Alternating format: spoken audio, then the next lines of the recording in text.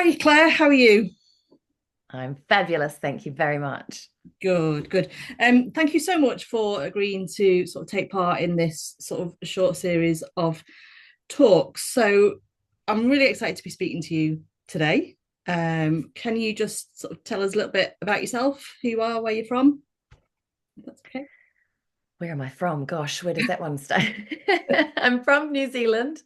Mm. I feel like I call myself a citizen of the world because I have one foot in London for 6 months of the year, one foot in New Zealand for 4 months of the year, and then I like to spend some time in France as well. But that's my background. I'm a Kiwi at heart. You can hear it in the accent, Yep. my beautiful dulcet nasally tones. What I do and who I help, gosh, I've tried to answer that question on many occasions, and I think I'm going to take a different tact this time and just sharing that I work with women who want to feel differently. They want to feel more confident. They want to feel more successful. They want to feel more abundant, or they want to feel more sexy or sassy. They want to feel more settled in their mind and more certain in who they are. And so I support them be the person now that they want to feel like in the future. And I do that mainly with female senior leaders in business in the corporate world. I do it with entrepreneurs and coaches who have been sort of in the coaching business for so maybe 2 to 3 years, and they love what they do. They're passionate about what they do, but they just don't seem to be growing the business.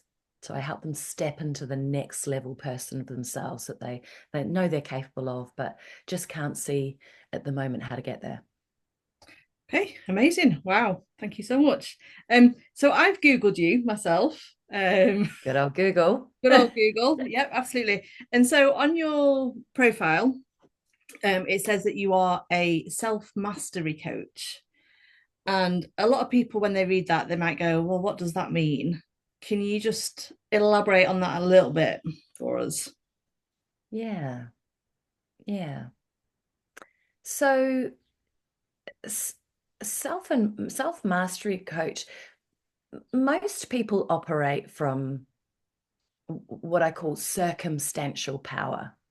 So they feel powerful or they feel good or settled in themselves, depending on their circumstances.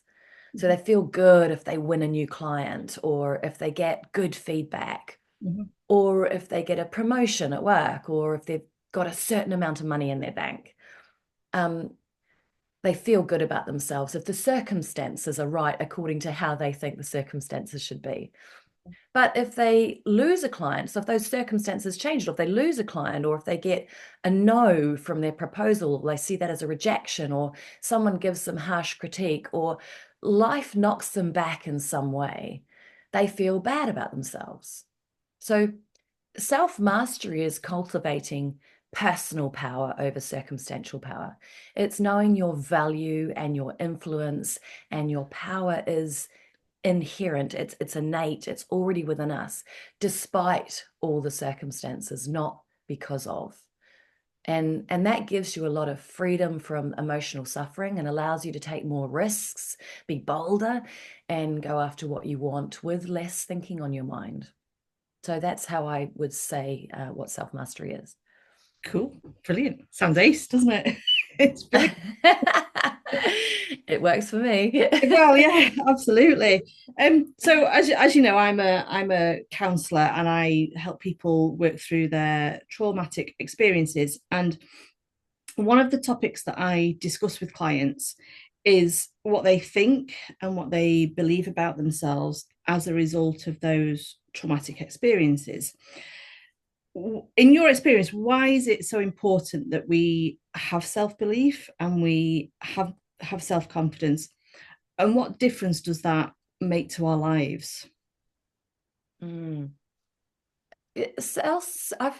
I've looked into this through my own personal experience Mhm. over the years, and I've really looked at the depth of what it means to believe in yourself. And I really see that self-belief is the foundation of all of our success, and it's success as in whatever word that it means, whatever that means for you. I mean, success in feeling settled in ourselves. For me, the greatest success, all I ever wanted and now have, is peace of mind in each moment. So that's what success looks like for me, to be settled in my own mind and my own body. So self-belief, I see, as the foundation of that. To the level I believe in myself is to the exact level I'm going to feel worthy of my goals. So to the level I believe in myself is to the exact level I'm going to make moves to go towards those goals. To the level I believe in myself is to the level I'll accept others to show up for me and to support me. And self-belief can be misconstrued. It doesn't mean I feel unstoppable all day, every day, and I walk around with a red cape and my underpants on the outside of my trousers. It means I believe that no matter what happens, I'm going to be okay. Mm. So I still experience failure. I Mm. still experience, uncertainty going into the unknown, for sure. But what I know to be true is whatever I walk through, on the other side, I'm still going to be okay. And that goes back to personal power. It's emotional freedom before all the circumstances, not freedom from them. Not I'll be okay if, or I'll be okay when. It's no, no, no, no. Despite anything that occurs, I'm okay. And that's for me, that's the pinnacle of what self-belief really is. Wow, amazing. Yeah, it's so important, isn't it, really? Because I've from experience as well, it's been very much I've often felt I'm not good enough or I'm not worthy enough. And learning that self-belief in whatever situation I find myself in, having that knowledge of I'm going to be okay, has been a bit of a game changer, and learning that from my own personal experiences as well is Yeah. it's amazing, isn't it? Yeah, and I think, we put, as humans, we put confidence on a pedestal Mm, so much. There's so many of the women I talk to, and I ask about, what's the one characteristic, if I could wave a magic wand and you could say I have this, mm, everyone says confidence. mm, But for me, self-belief trumps that anytime, any day, because it's a deeper knowing about the truth of who we are. Confidence is I feel confident about public speaking, or I feel confident in this moment, and it wavers, it comes up and down according to our thinking, right? mm, But self-belief is this unwavering knowing that mm. no matter what, I'm going to be okay. Yeah, absolutely, absolutely. And people often sort of say to me, well, I don't reach out or I won't reach out until I feel better or I feel more confident in myself in order to take that step. Does that work? No. Do we have to feel better in order to take steps forward? No, well, feeling better, I guess, is subjective. And I think the point of what you and I do is helping people get to the place where they are feeling better in themselves. Mm-hmm. So, if I'm stuck in a mindset which is causing me emotional suffering, Mm-hmm. the way that our mind is, there's no amount of me thinking my way out of that situation, because I'm in a perspective. It's like a tunnel view. It's like, being in the snow and having a pair of yellow tinted glasses on. Everywhere I look, all I'm seeing is the yellow tint. Mm-hmm. So it doesn't make sense to wait to feel better, or wait to feel confident. To me, that's to me, that's, I don't know where this came from, but it sprung into my mind. To me, that's waiting for a pigeon to say hello. Yeah. But feelings are simply an output of our thinking. So if you're set to jump out of a plane and it's your first time, Mm-hmm. it's highly unlikely you're going to feel confident about your skydiving skills.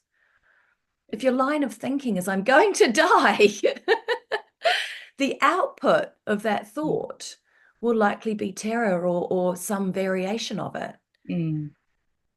Similarly, if you're skydiving for the first time and you're thinking, I'm excited, or this is going to be incredible, or I wonder what that rush is going to feel like when I'm free falling, or I'm so grateful I get this opportunity, or I love that I'm the sort of person that likes adventure and stretching my comfort zone. Those thoughts are going to elicit feelings of excitement, gratitude, and curiosity. But waiting to feel confident, confidence is only going to come from a different line of thinking. And when we're stuck in a certain way of thinking, because our life really looks like that, it really looks like to me Mm. that my life is in turmoil, Mm. then no amount of searching around in that level of turmoil is going to get me out to see something different. Okay. So you Does would, that does that make yeah. sense? So I've actually done a skydive myself back in Yeah, June. so me too. That's what I think. Yeah, That's where that analogy must have popped into my head. yeah, and it is that I was confident going into it. It was that point where I jumped. That was the bit that I sort of kind of went, oh my goodness, what have I done here? And there's no going back then, really, is there? So you've got to Yeah, keep going. And the confidence then came from the doing of that activity, and that has helped me so much since. And that's what I try and get people to see, is that taking positive action helps us to move forward. um yeah. and It's it that momentum, and I love what you're saying there, and actually, it's such a perfect analogy, because I was almost the opposite to you. Going up in the plane, I was so nervous, and I had an annoying man who was my guide, um, who kept he was trying to take my mind off things by making crappy jokes, by saying, like, things like, oh, this is only my third time I've done this before, and he was trying to. I knew exactly what he was doing, but it wasn't. I had to turn around and say, mate, you're not helping. no. I get what you're doing, but it's not working. Please just shush. Yeah. Um, and so I was nervous going up, and then felt this rush as I was, moving to the edge of the plane. I felt this rush of, oh my gosh, there is no turning back now. Mm. And I knew that as soon as I jumped out, my world would be different. My world would change, and I was excited about that. Mm. But I had to jump out. I had to take the step. I Mm. had to jump. Yeah. And then the momentum took over, and that's exactly what you're talking to, is we have, in taking the step, that creates the momentum, Yeah. that creates the capacity for confidence. The capacity is always there for us. Our potential to have a Mm. different experience is always there, but we have to move ourselves out of our mind, out of our head, Yeah. the inner narrative of what if, Mhm. rather than sitting in that funk, that stench sometimes, because we can really Yeah. talk ourselves into, being paralyzed, freezing. Mhm. And the only thing to get out of that state of mind is moving, making a move, jumping. Yeah. And then the momentum takes forward, then the momentum takes care of it. Yeah. And do you think it's easier to do that with somebody, or is that easier to do that kind of on your own? Because I'm very much I'll walk with you the whole way through this process. Yeah, but it's, I think everyone's on their own path. Mm. Wherever you're at is okay. And I think that's important to say. I've obviously, in my line of profession, I work with coaches all the time, and I wouldn't walk through anything now without a coach. For me, it's just a higher perspective. It's someone has a different perspective to where I'm at. And I will only work with coaches who have already done what I want to do. So because I want to lean into their perspective, I want to lean into how they see the world. Mhm. And that allows me to know that there's something different to how I'm seeing my life currently now, or how I'm seeing that situation currently now. Yeah. But I've also been in situations with other things where I'll read books first, or I'll, listen to podcasts that move me to helping me to see something different. And that sort of moves me along in my evolution of growth, Mm-hmm. which might inspire me to, work with that person, or, Yeah. they'll introduce me to someone else who feels like a different, a better fit. So everything's okay, but for sure, if there's someone that has a different perspective to where we're at now, yeah, leaning into that speeds up our growth process. Yeah, absolutely. Yeah. Love that. I love that. That's ace. And can you just sort of, so for anyone that's kind of listening, can you sort of share just a couple of things that people could do now to help with their like sort of self-belief and self-confidence, depending on sort of where they are um in the process. So obviously like I said, I work with people who want to work through their trauma. Is there anything that they can do now to move that along a little bit quicker?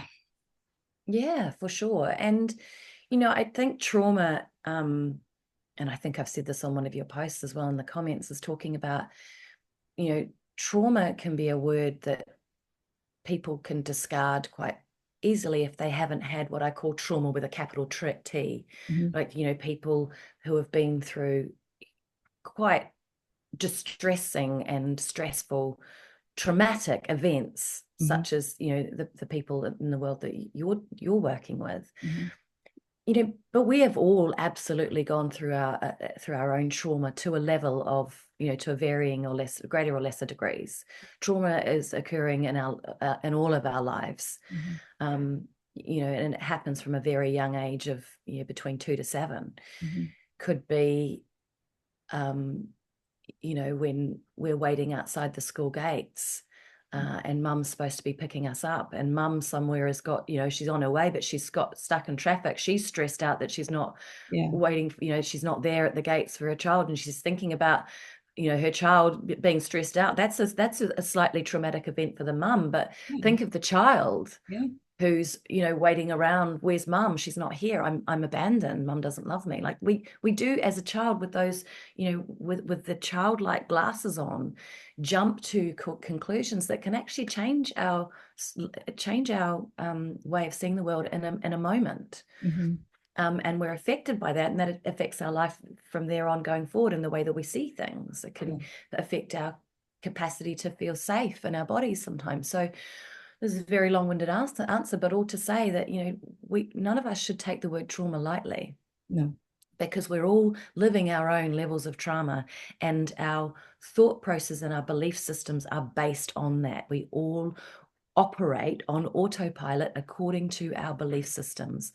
Our belief systems are shaped according to the level of small to medium to large trauma that we've been through in our life. So it's something that I take very seriously. I'm very passionate about, is seeing what is our patterned behavior that we are living every day on autopilot that is creating our results. Mm-hmm. It's forming our perception of how we see the world.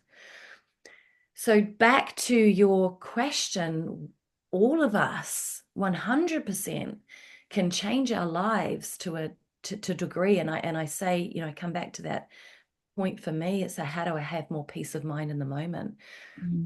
which is available to each and every one of us. It's our birthright, peace of mind, to feel settled in any moment. We have the capacity for it.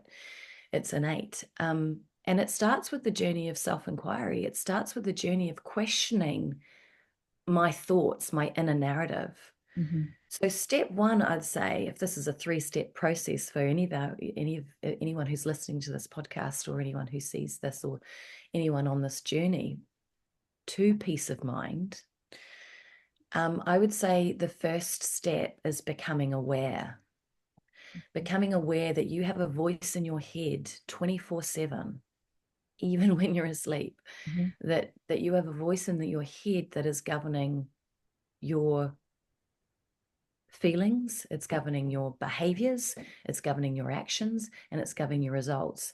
And we've talked about this before, and this is called the cycle of reality. And I've actually just done a talk on this. It's going to go on my YouTube. So I'll if anyone wants it, I'm Yeah. happy to Yeah, send me the link give and you I'll put share it you the on link here. of that. Yeah. Yeah, perfect. Yeah.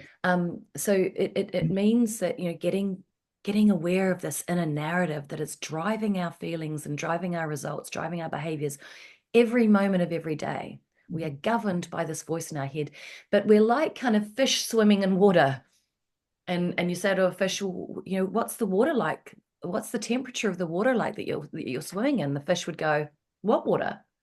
It's Mm. such a part of it, the fish's life, the world. Our inner narrative is such a part of our world that we don't even notice it. We're not aware of it. So step one is becoming aware of this voice that you're governed by. And step two, very powerful level of self-inquiry, is start inquiring into that voice.